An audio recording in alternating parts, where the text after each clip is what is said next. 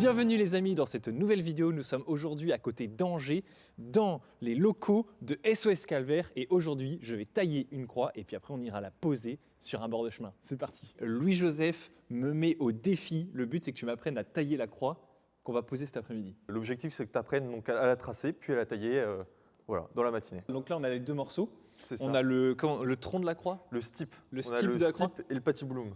Ok, Voilà. stipe et patibulum. Et d'ailleurs, pour la petite anecdote, quand on dit que le Christ a porté sa croix sur le chemin de croix, mais en réalité, le Christ a porté son patibulum. C'est ça, exactement. Bon bah vas-y, alors apprends-moi à tracer. Allons-y. En fait, tu vas toujours commencer par orienter tes pièces. Parce que le bois n'étant pas parfait, il faut regarder le bois par bout et regarder dans quel sens il se courbe pour savoir comment on le place. Ouais, je vais pas te- Et donc là, il est courbé dans deux sens. Donc pour donner un effet d'optique qui agrandit à la croix, on va mettre le courbé vers l'arrière. Hop, on va la poser comme ça. Donc là, on aura notre face avant. J'ai déjà préparé les principales mesures, donc la hauteur, la coupe en pied et le point d'axe. Donc l'axe, c'est le milieu du mi-bois. Donc maintenant, on va pouvoir tracer le mi-bois et les finitions sur le haut du stipe. Tac, tac. Bon les gars, là on vient de faire le premier traçage donc sur la première phase, donc c'est toutes les proportions pour tailler la pièce. Mais l'idée après c'est d'aller refaire ces traçages sur les 4 faces en même temps. Mais bon, comme je suis pas encore très doué de mes mains, mais ça va se corriger j'espère, je vais laisser Louis-Joseph, le pro, le faire à ma place, ça ira beaucoup plus vite. Allez, c'est parti. Allez, hop. Mec, moi je serais tellement en train de le recalculer 3 fois. Bah, au début, tu recalcules tout. Oui. Et tu vérifies et en fait, tu le vois assez vite à la fin. Si comme ta pièce, elle n'est pas d'équerre, tu vas voir très vite que tes points, ils ne sont pas alignés de toute façon. Donc, on va devoir couper cette partie. En gros, la partie ici et comme ça. Oui. Grossièrement. Et donc, il va falloir reprendre exactement chaque mesure pour reporter la dimension de cette pièce sur l'autre pièce pour pouvoir la tailler aux bonnes dimensions et la dimension de l'autre pièce sur celle-ci. Parce que ça, c'est ce qui va se retrouver comme ça. Voilà, la pièce, elle va venir. Oui, c'est ça. Hop, comme ça. On a le patibulum qui va venir ici, et donc on va être obligé d'entailler environ ici pour que ça s'enfonce, et sur l'autre pièce, le haut, pour que les deux viennent se joindre. Je vais mettre 7,3 d'un côté et 7,2 de l'autre. Ok. D'ailleurs, Donc là, ce bois-là, il vient d'où? tout le bois qu'on travaille à l'atelier, sauf exception, il vient du Haut-Anjou. C'est donc des scieries alentour de l'atelier. Ça arrive après qu'on travaille aussi du bois local, donc des gens qui nous demandent de restaurer une croix, que ce soit pour la mairie ou pour chez eux, et qui nous disent, bah voilà, nous on a un arbre de notre jardin, de la forêt du coin, qu'on achète, et on va le faire tailler en scierie, et on aimerait bien que la croix soit faite dedans. Mais la plupart de notre bois vient quand même du Haut-Anjou. On travaille le chêne et le Douglas. Le Douglas, c'est un résineux. Le Douglas, c'est un résineux. Tout dépend en fait de la destination. Donc les deux bois sont en classe 4, donc c'est résistant à l'eau et qui peuvent rester en extérieur. Le résineux résiste quand même beaucoup mieux aux différences de température Ok. et est aussi beaucoup plus léger. Donc on doit Donc c'est restaurer pour la des croix en montagne, montagne. quoi. Voilà. Oui, Quand oui. on a des restaurations en montagne, on prend du Douglas. C'est plus simple. Ça arrive qu'il y ait du chêne, c'est un peu plus lourd à porter. Ok. Oui. Voilà. Ok. L'équerre. Donc là, je rappelle que ce qu'on vient de faire pour que les gens comprennent bien, c'est qu'on vient de poser toutes les mesures pour tailler le mi-bois. Le mi-bois, c'est quand tu vas creuser la moitié du bois C'est ça. pour que les deux pièces, en fait, les deux pièces sont creusées à la moitié et après elles viennent s'encastrer l'une sur l'autre comme ça. Exactement. Ok. Voilà. Et ben, il n'y a plus qu'à tailler. Il n'y a plus qu'à tailler. Ouais, moi je suis team Milwaukee, pas Makita. Pour travailler sur les machines, tu vérifies toujours plusieurs choses. Tu vas vérifier, si tu veux faire une coupe d'équerre, tu vas vérifier qu'elle est d'équerre. Ok. Les machines, elles peuvent prendre du jeu avec le temps, donc tu ne regardes pas les informations qui sont marquées dessus, tu vas regarder par rapport à la lame et par rapport à son plateau. Donc là, moi, la machine, elle est bien réglée, elle est bien d'équerre. Voilà. Pour la profondeur, c'est le trait qu'on a fait tout à l'heure, ici. Donc je vais venir caler la machine et on va venir la régler par rapport au trait qu'on a fait tout à l'heure. Par rapport au trait. Ok. Voilà. L'idée c'est de le faire en un seul coup. De tout tailler d'un coup. Donc, hop. Ok, travailler, ça va être mieux. Allez, tiens. Ok, donc, normalement tu m'entends quand même parler avec les casques qui sont faits pour. Donc les deux Je traits qu'on t'entends commence, pas, j'ai une banane dans l'oreille. Pardon, excuse-moi.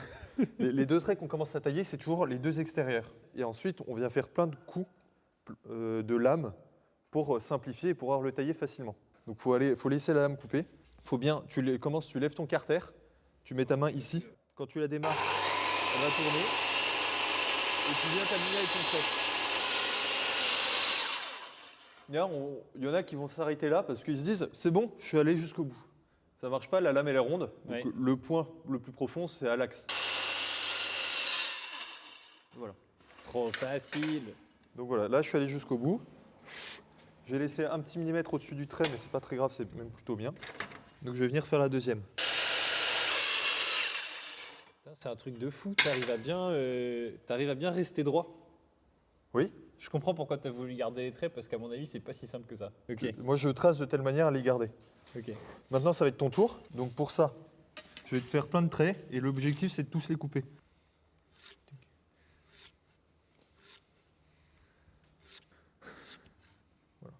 Je m'équipe parce que la sécurité, c'est important. Hop. Donc tu vas tenir le carter ici Ok. et tu tiens la machine aussi. Tu vois. Ah oui, comme prendre ça.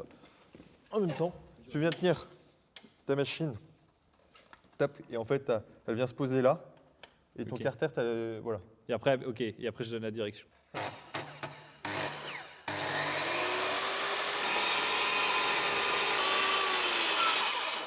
Yep. C'est Là, il faut faire nickel, ça. attention. C'est presque pas mal. Pourquoi presque? C'est pas. Je vais expliquer. Tu vois que là, tu n'es pas parfaitement tout droit déjà tout du long. Tu as fait un peu des vagues. Et tu n'as pas mangé pile jusqu'à ton trait. Et à la fin, Mais tu as tu m'as commencé à dit, tu m'as plonger. dit de pas aller sur le trait. Oui, mais tu dois le coller. Là, regarde, tu as au moins 1 millimètre de matière. Mais arrête, je suis hyper fier de moi et. Ouais, mais justement, tu as encore tous ces traits pour progresser. Du coup, je te laisse faire tous les autres traits et moi, je taille celle d'à côté. C'est parti.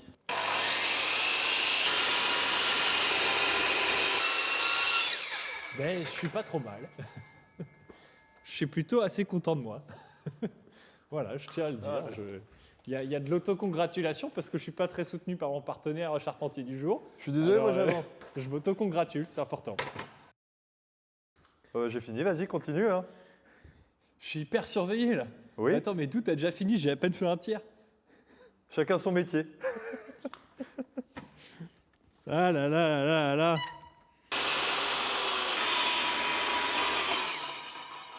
Putain, je suis pas du tout sur le trait. Non, ouais, pas du tout, mais c'est pas grave. Heureusement que c'est pas important de suivre le trait.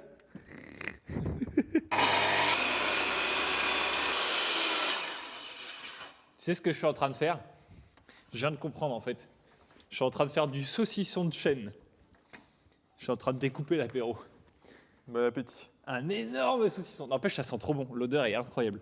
Voilà, on finit à la main. Donc pour ça, tu vas venir casser toutes les lamelles que tu as fait. Donc là, comme Et ça. tu peux taper avec tout le marteau, je l'ai acheté en entier. J'aime beaucoup cette remarque. Ah oui, mais j'aime bien la faire. C'est une remarque De charpentier. Ouais. Vraiment, tu te la prends quand t'es lapin. C'est- Lapin, c'est la pointure charpente. Oui, oui, je savais. Voilà. Et avec de la force, c'est bien. Hop, et là, c'est bon. Et là, tu pousses. Incroyable. Voilà. Hyper Et là, tu viens le satisfaisant. faire de l'autre côté. Normalement, là, tu n'as pas besoin de trucs. Moi, je vais venir le faire là. Et une fois que ça c'est fait, on peut tous les enlever et direct les mettre dans le chariot gris. Comme ça, je vais pas les ramasser après. Hop.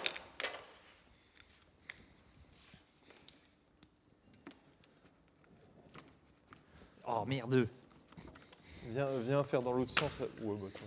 Non, mais là, lui, il m'énerve. En fait, c'est lui qui m'énerve. Voilà. Voilà. Voilà. Et donc là, tu vas venir avec l'ébauchoir pour finir.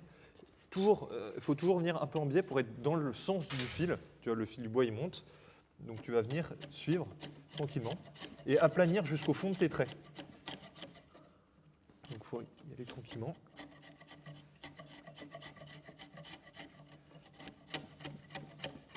Yep. Tu vas tranquillement jusqu'au fond. Et puis ça sera parfait. Je vais te laisser faire maintenant. Ah, ben là, j'ai l'impression de retrouver mes origines là quand je fais ça. En bien, ok. Oui, ben en biais, oui, ok. Bah oui, il faut.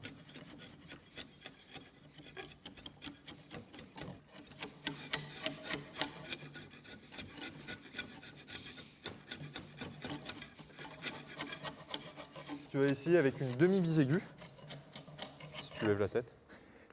Une demi-bisaiguë. Donc c'est la même chose mais avec une poignée. Donc c'est une demi-bisaiguë ou bisaiguë allemande. Donc ça c'est un très vieil outil allemand. Et après tu essaieras la française, qui est l'outil traditionnel du charpentier. Il est dit que tout bon charpentier a une bisaiguë dans son atelier. Tiens. Et donc Allemande là, ou c'est française? une française.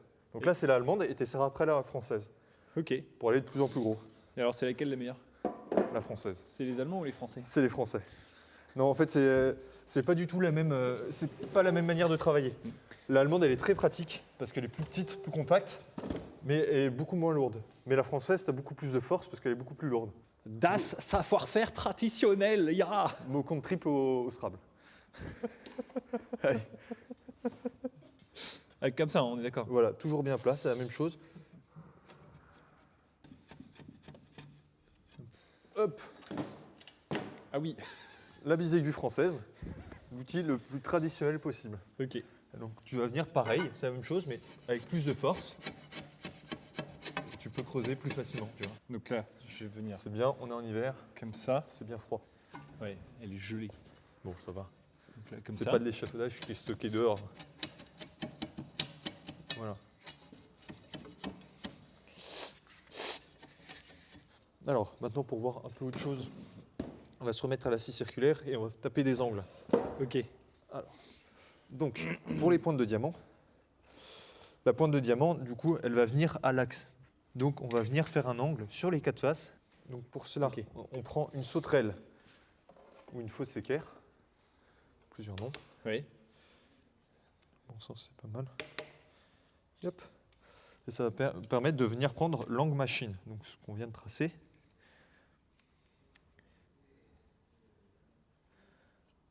Tac. Et donc c'est l'angle qu'on met à la circulaire pour le tailler. Et on vient lui mettre l'angle qu'on vient de tracer. Ah ouais. Donc encore une fois, ça permet d'aller plus vite qu'à la main. Ok. Voilà. Trop stylé. Et donc maintenant, tu comprends pourquoi on a tracé les 4 traits. Oui. C'est que maintenant, il suffit de les suivre. Donc là, c'est un peu plus compliqué à tailler, un peu plus dur. Tu peux remettre ton casque. Sécurité d'abord. Parce que là, pour pouvoir tailler, il va falloir regarder dans la lumière qu'on a juste ici. Et c'est à cet endroit-là où tu vas pouvoir savoir si tu suis ton trait ou pas. Ok. Donc déjà que c'est pas évident à l'origine, là c'est encore moins évident. Là, pour le coup, il faut bien s'arrêter quand on dépasse un petit peu, parce que sinon la chute elle va tomber, et on veut pas que la chute elle tombe. Ah oui, mais en fait, c'est là où c'est pas facile parce que comme elle a l'angle, Voilà. on sait pas exactement où elle va C'est ça. taper. C'est pour ça qu'il faut que tu démarres et que tu viennes tout doucement te coller au bois pour voir où elle attaque. Voilà, c'est ça. Et tu vois, hop, tu peux la retirer. Et tu vois que l'angle, là, on se rejoint parfaitement à l'axe. Donc c'est nickel. Et attends, et là je suis hyper fier quand même. Ouais, là, c'est très bien là. Et donc là, pour le dernier coup, je vais le faire pour pas que la chute te tombe sur le pied non plus.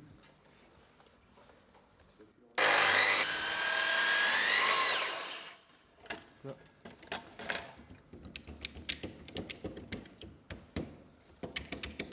Il manque pas grand chose, mais la chute elle commence à coincer un petit peu la lame.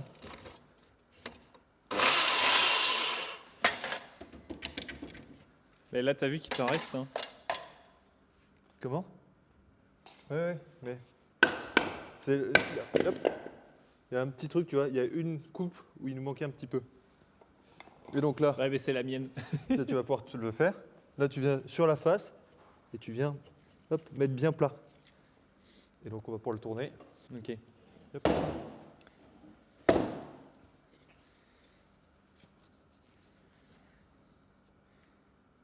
C'est celui-là. Et hop. Merci beaucoup. Merveilleux. Donc ça c'est une pièce spécifique que les gars ont fait pour aller plus vite. C'est ça, c'est un gabarit. Et- Un gabarit, ce qui va nous permettre de nous servir de guide pour lorsqu'on va tailler. Mais voilà. Donc maintenant, on va prendre une machine qui s'appelle une défonceuse. Juste ici, On va défoncer le bois. tu appuies et après, elle va tourner toute seule. Et là, tu vas venir passer plusieurs touches petit à petit.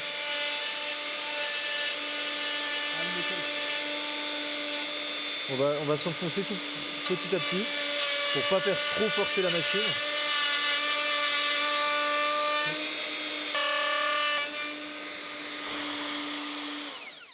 Alors, hop, là, on va tirer les copeaux. Et donc là, tu obtiens ta rainure. Splendide. Voilà, Ouais, ok, en fait, c'est le truc a pris la proportion de la machine. c'est ça. Ça a été fabriqué pour cette machine. Hop, on vient mettre le guide.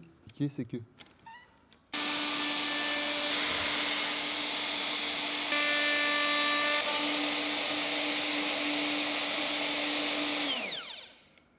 Écoute, j'ai l'impression de. d'être pas mal. Ouais. Et... C'est nickel. Allez. Hop, on va faire les autres faces. On vient de terminer ces rainures-là et on va maintenant passer ce qu'on appelle au cassage d'arête. Parce qu'on va venir Exactement. tailler l'arête, parce que là, si on laisse comme ça en angle droit, c'est pas très beau et surtout, c'est un petit peu dangereux. Et du coup, l'idée, c'est de venir arrondir pour que ça soit joli. Une arête à vif, elle va s'abîmer plus rapidement. Ok. Et quand on va la porter, si c'est vif, bah, tu peux mettre ton doigt là, tu vas sentir Bah que oui, ça fait mal. scie. Oui. Ça va te scier le doigt, donc si tu la portes sur l'épaule, ça va te scier l'épaule, ce qui a donné la sixième plaie du Christ, qui est celle de son épaule. Ensuite, on a la rainure. La rainure, ça va permettre aussi de chasser la goutte. Quand elle va arriver dans les rainures, elle va pouvoir tomber facilement. Ça va l'accompagner. Donc ça a ok. aussi toute une côté pratique, bien que et aussi esthétique. Donc pour ça, Très on va clair. reprendre une défonceuse. Tu as la poignée de gauche, elle tourne.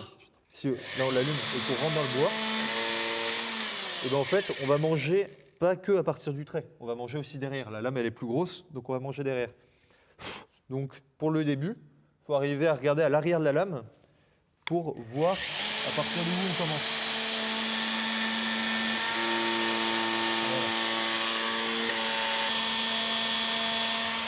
Et tu vas sentir quand tu es embuté.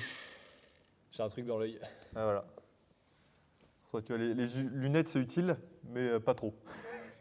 Attends, mais là, j'ai fait. Ouais, là, je suis pas bon, là. Non, bah t'es pas assez profond. Ah, je suis pas assez profond. T'es ok. bon, mais t'es pas assez profond. Hop. Là, j'ai un tout petit peu mangé. Ça c'est pas très grave, on n'est pas au millimètre près. Donc là, on a terminé cette arête-là. Enfin, La rainure, la rainure, c'est ça, le cassage d'arête. exactement. Après, il nous reste à faire le cassage d'arête partout, sur toute le stipe, le patiboulum, C'est ça, faire les deux trous ici, exactement, pour les deux boulons. vernir, C'est et ça. il n'y a plus qu'à poser. Et même, nous, on met de l'huile. Ah, vous mettez de l'huile. Ok. Voilà, de l'huile de lin et de l'essence de térébenthine. Ok. Tac. Et là, il rentre nickel. Ok, alors là, on va taper dessus. Pour ça, il faut attraper une petite cale. C'est une cale qu'on appelle martyr, parce qu'on va la martyriser. La pauvre. Et donc, tu prends et tu tapes.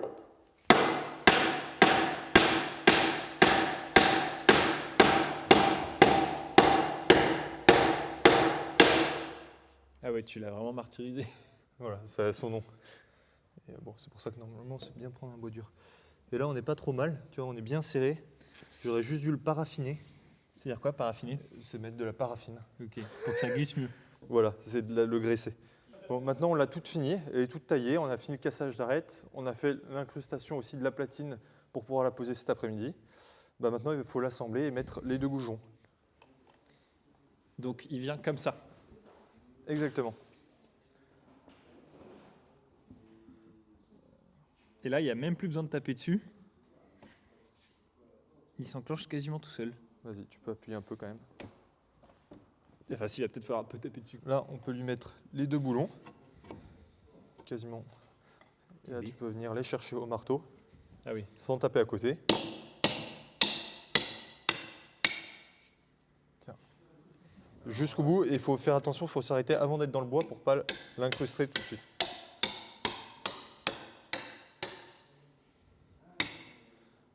T'es presque aligné. On va lui mettre un petit coup de clé à cliquer. Voilà.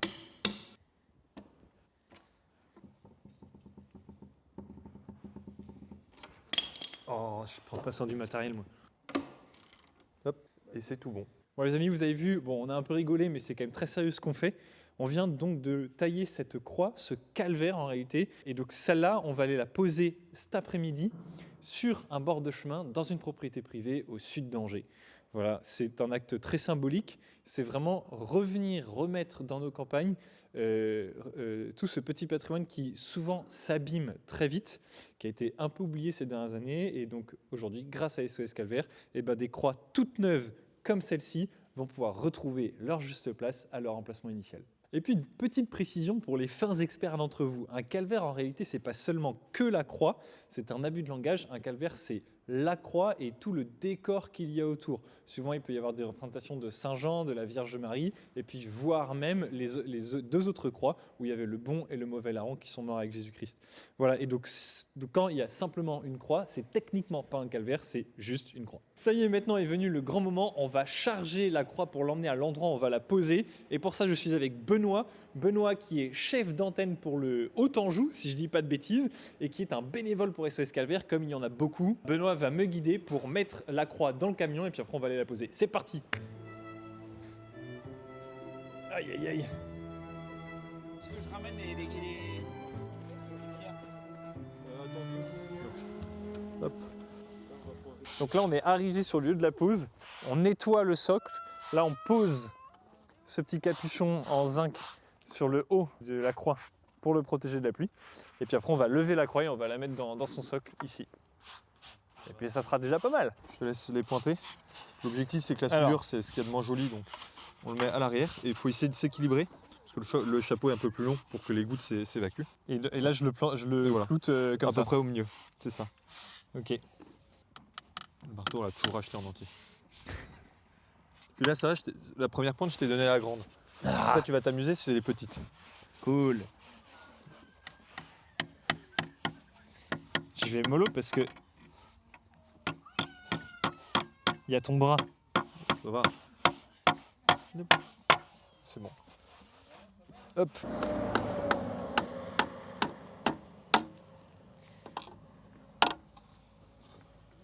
J'ai fait un poke. Je suis sûr il a fait exprès de prendre des trucs si petits. C'est du mortier de béton là. C'est fait avec du ciment. Ok. Parce que le socle était fait en ciment. Ok. Nous, elle va s'arrêter à ce niveau-là quasiment. Je craque. Alors Ouais, là, il a cassé la plaque. Ça y est, c'est tout mort. En fait, on pourrait croire que c'est banal. Une croix, un calvaire comme il y en a 1 million en France, qui s'est mangé une voiture, bon bah et voilà, on le replace. Ouais. En fait, t'as l'impression que c'est mal, mais en fait, c'est quand même assez émouvant et moi je trouve que ça a beaucoup de sens. On remet en place un symbole, un signe, un patrimoine qui, bah là, il y a un savoir-faire, il y a un savoir-faire de charpentier, il y a un savoir-faire d'ardoise, de plein de trucs. C'est un petit savoir-faire, c'est pas grand-chose en soi. Mais ça a quand même du sens, c'est ça qui vient habiter nos campagnes, c'est ça qui vient aussi donner un petit peu de caractère à nos paysages, tout ça. Et moi j'aime beaucoup.